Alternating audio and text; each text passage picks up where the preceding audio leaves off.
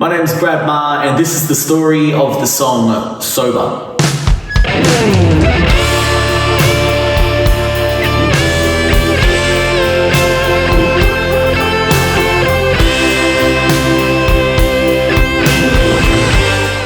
Here's a picture of me from the Brunswick Hotel. It's about 7 years old now. And on stage, I was playing to about 15 people that night. It was an empty room. But if you look at the picture on stage, the drummer behind me, that's a musician by the name of G-Flip. Now, if you fast forward to now, here's a video of G-Flip playing at the ARIA Awards.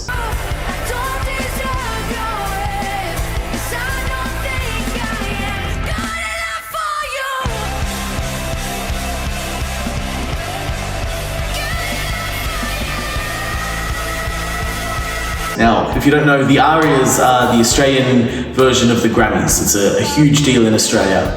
And G-Flip that night won 2 ARIA Awards. To put that into context, Kylie Minogue has only ever won 1 ARIA Award. So it's a big thing to win 2 of them. Now I want to show you another picture. This is me on stage at a place called GM Sound. And I was probably playing to about 15 people this night as well.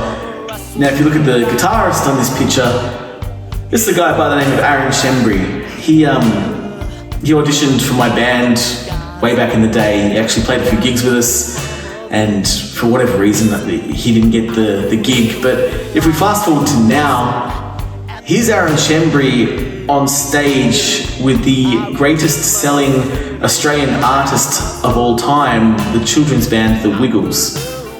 Aaron Shembri's full-time job now is to play guitar in stadiums. I don't know if you know this, but I used to do some acting in Australia. And here's me acting on a commercial for a credit card ad. Pretty naff stuff, it was pretty silly, but that's me there. And the guy next to me, his name's Broden Kelly. And if you fast forward a few years from this video, here's Broden Kelly on a billboard in Times Square, promoting his brand new comedy that's on Netflix that he wrote and starred in. And yeah, he's a Netflix star now. And one last one, this is a picture of me on stage in Sydney. We were playing to about 15 people this night. And the venue didn't have any showers. I remember this gig a lot. And on stage with me there is a dude called Brett Tyrrell, and he's a legend of a dude. He actually let us come back to his house for showers after the show.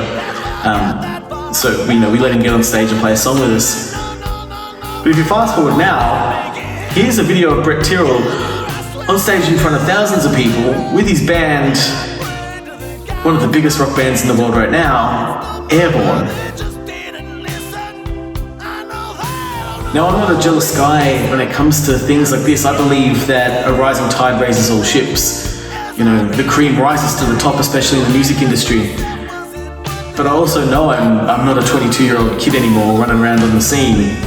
And at some point, you gotta look in the mirror and say, maybe I was meant to be that dude playing to 15 people every night. And this song, Sober, is, a semi-fictional story about a guy who's traveled the world and failed at every turn and is writing a letter home to his mum saying he's tried everything, he's prayed to the gods, he's done his prayers in the morning, and he's tried to do everything he can to be a success in music, and there's just no one there. He's on stage to an empty crowd.